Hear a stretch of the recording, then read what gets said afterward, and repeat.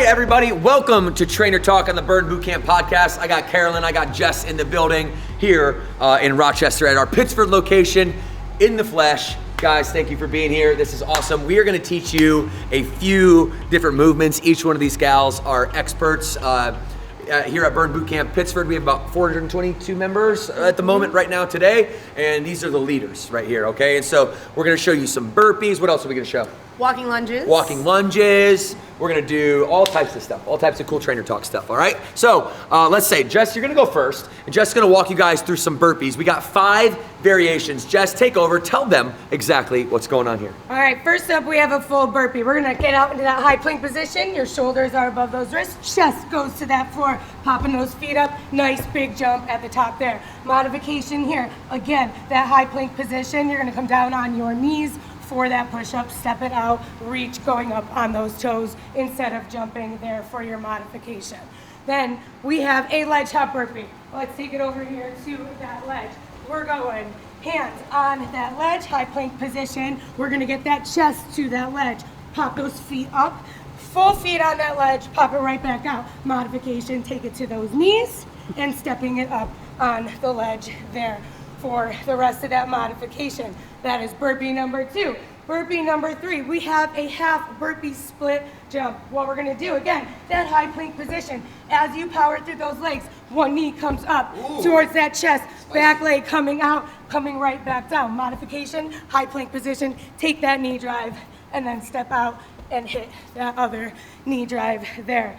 Your 4th one, we're taking it over here to the wall. First time I ever did this, by the way, was in Lake Norman. We are going here, hands on those floor, flat hands, hit those feet to that wall, squeeze that core, pop it up, nice big jump. Modification, lose the wall. We're gonna have that nice high plank position, pop those feet up and hit that jump for a regular half burpee. Your final one, we have a quarter burpee. Sorry, I'm piecing over here. You're doing great. We're going. Awesome. Learning. High plank position again. Always make sure those shoulders are above those wrists. As you take your feet in, make sure you stay nice and low. Squeezing that core weighs in those heels, chest is lifted. Modification will be to step it out, staying in that low squat. And that's it. That's awesome, and thank you for that. And I want to elaborate on a couple things, because as she's taking you through these progressions, one thing I want to point back to is the ledge, because you're over here on the ledge, and we're talking about these 5 variations that you just got introduced to you.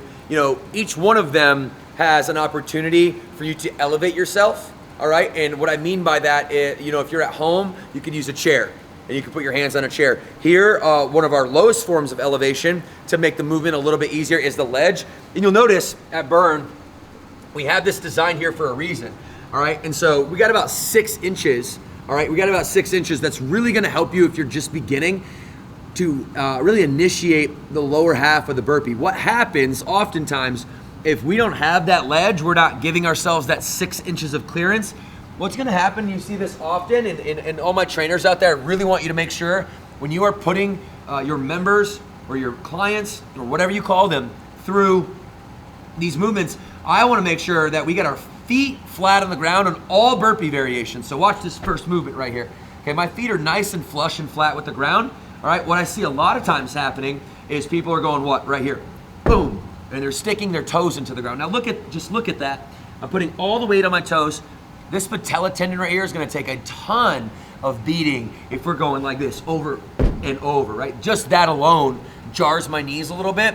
And so it's very important, all right, to make sure that your big toe, all right, your big toe goes to your pinky finger. I'll do that again. Your big toe goes to your pinky finger. That's what you're trying to do. That's what you're trying to connect in your mind. Get your big toe to your pinky finger. And if you do that and you're up here, okay, what I'm not doing then is banging my toes, therefore hurting my patella tendon. And I'm also not coming up, and you guys see a lot of people do this, right? What do? They go wide knees outside the elbows, but toes are inside like this.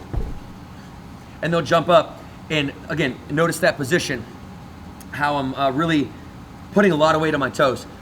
The other mistake that we see people making is you're doing, and this is for any prone position exercise, okay? So this is the prone position, okay? This is the supine position. If we're in the prone position, you'll notice a lot of times people are trying to get up on their fingertips. What they're really trying to do is create the clearance that I'm talking about with the 6 inches on the ledge. This is a big no-no, okay? A big no-no. Save your fingers. Save your fingers, people, all right? Flat hands. We don't need you up on your phalanges, up here just trying to hold like all your body weight up with these little tiny breakable things. You're gonna get arthritis over time if you do that. Your muscles in your fingers are not supposed to support you. It's these 2 bones, okay, in the lower distal part of your arm that you're gonna put into the ground using your palms, and that right there is a proper position. Makes sense, say yes. Okay, we're going to Carolyn next. Carolyn, why don't you take us away? You're going walking lunges. First, I want you to show us what not to do, and then I want you to walk into what to do. All right, so what not to do. We're gonna swing those dumbbells in front of us. We're gonna step all over the place. We're going heel toe. We're leaning over. That's definitely what not to do. So what you wanna do first, grab those dumbbells, put them at your sides, roll those shoulders back, pull that belly button in. When you step out, you're gonna step like you're on train tracks, all right? Drop that back knee. You're gonna step one right into the next. So like I said, we're on train tracks. We're not on a tightrope. So we're going out, keeping that core nice and tight, looking ahead to our end point, dropping that back knee, making sure that front knee is right in line with that ankle. Modification for this, if you have ankle, knee issues, you can always bring it over to the rubber floor, get a little bit more stability under those feet, and just walk exactly like you would on that beautiful floating floor. So if walking lunges are an exercise that maybe bother your knees, what could we do instead? What else could we do? We could step back. We could step back. We could step back, drop that back knee. We could step forward, still dropping that back knee, knee in line with that ankle as we come forward. We can also just go complete body weight. Drop that weight and just come in, forward, and back. Nothing wrong with a little body weight exercise. Oh, that's right. And just to get us in good form, you guys, that's what we're really trying to help you with. We want to get you in good form, all right? And then we can add the load or the weight once we've gotten the prerequisite form down. Form over everything, all right? The last one that I'm going to show you is bear crawls. Now, bear crawls, I heard here in Pittsford that this is a day club, not a nightclub. So we don't want any twerking, right, Deb? Right. Where you at? There you are. We don't want any twerking. Deb said she's, when her members have their butt up in the sky and they're bear crawling like this, she's like, get that booty down. We're not at the nightclub. All right, we're at the day club.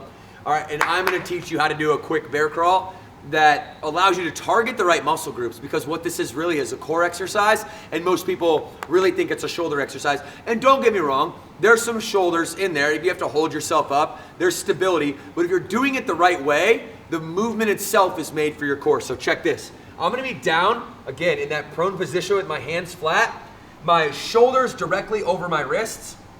All right, the first movement in a bear crawl is gonna be left foot, left hand forward, right hand back, okay? And then I'm going opposite leg forward, opposite leg back. So here. So if my left hand is forward, then my right foot is gonna come forward. It's not gonna come way up here, okay? I'm only gonna split it about a foot's length away. Notice my hands have a hand length away split. My feet have a feet length split. So I'm going here, and then I switch. Okay, look where my knee is at. My knee is about 1 inch off the ground. What Deb is trying to tell us is, she's another trainer here, she's saying, don't get your butt way up in the sky like this, because now I'm literally all lateral delt when I really want to be oblique and rectus abdominis here. Okay, so we're going down, I'm staggered, all right? I'm starting and I'm going one at a time. Make this a very robotic movement. You should not be going fast unless you first have stability and have form, and then it's another one, and another one, and another one. And notice, just like a little bear cub, my back is nice and flat, I'm controlled, and where I'm really feeling this, you guys, right now is my obliques in my core. All right, so that is bear crawl 101. I think it's really important, all right, from the bear crawl position to then gain speed, but you can't gain speed unless you keep that low form. So if I was to gain speed and low form, okay? In good form, I'm gonna go here, okay? It's not a run. I'm not sprinting, because as soon as I start to go too fast, what happens, Deb? I'm twerking, all right? And we wanna keep the butt down, the back flat. Think about this. You wanna set a 2x4, a board right on your back, and you'd be able to wanna hold that thing the entire time that you're doing that bear crawl movement. If that makes sense, say yes. Okay, come on out, guys. All right, whew, y'all got us working up in here. Have you, so you just trained camp. I did. And you were getting trained in camp. I don't know if you're human. I just saw you train and I was like, oh my goodness, that woman is amazing. You're incredible. And I know that what we try to do as your trainers is bring you the tools, the knowledge, the inspiration, the motivation, and all the skills that are required to really take your game to the next level. So I'm gonna ask you, what's one tip that you would wanna give to Burn Nation overall from your perspective, maybe one or two pieces of advice to keep us consistent, to keep us coming in the gym, because isn't that the name of the game? Yes. It's like all this stuff, all these skills that we're showing, they're great, right? And it's all technical stuff. But what really matters is the emotional mastery, and part of that is like consistency. Most of that's consistency. So how are you gonna teach Burn Nation to stay consistent? My biggest thing for consistency is finding that accountability person. Find somebody on that floor that comes with you at the same camp time. Get their phone number before you leave that day. Text them, let them know the next day you're gonna be there. Make sure you and that buddy show up together. It could be one person, it could be 5 people, but find that person that's gonna keep you accountable to show up as often and every day if that's what it takes. I love that, I love that. And so, Jess, I wanna give you an opportunity to give Burn Nation what's on your heart. So what do you wanna tell them? To kind of piggyback off of what Carolyn said, I want everybody to have the courage to mod up. I need you to be nice to yourself. As you walk in this door, come in and just know that you can do hard things. So even if a trainer might be working with somebody else and in your mind you're like, should I mod up? Yes, you should. It works wonders, and it helps also, again, motivate the people around you and your trainers as well.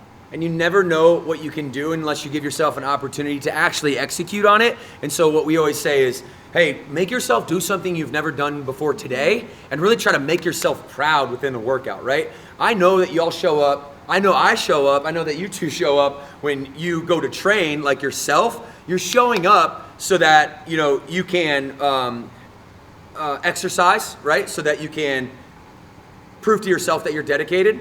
But there's a group of people at home that also need you to be the best that you could possibly be. And then there's a group of people in your community that also need you to be the best you could possibly be. So between consistency, consistently showing up, and then Jess said when you get here, we're encouraging you to modify up. What that really means is you don't know how strong you are till you try it. You're much stronger than you think you are. And the worst thing that you could possibly do is leave your confidence, okay, that confidence muscle, behind the actual bicep curl or behind the weight on your squat. And so many of us are getting stronger physically, but we're not necessarily correlating the mental and emotional strength that's coming along with that. So do your very best to run those things in parallel. How do you do that? Listen to Trainer Talk. Listen to the Burn Boot Camp podcast. Go outside of the physical nature of why fitness brought you here in the first place and start to let it mold your life so that you begin to manifest things that you never thought you could. And that's what there's a sign on our wall that says that somewhere. Exceed what you think is possible. So do you guys have anything else that you'd like to say on behalf of Pittsford, on behalf of New York, on behalf of Rochester? Anything? No. All right. Anything? Love you, Burn Pittsford and Burn Webster and Burn Nation. Thank you all for being here and doing this with me. Guys, Trainer Talk, okay? Every single week, you gotta flex on that subscribe button, all right? You gotta flex because then you get all the videos. If you're not subscribed, you don't get the videos. And it's free. 2 claps on 2, 1, 2.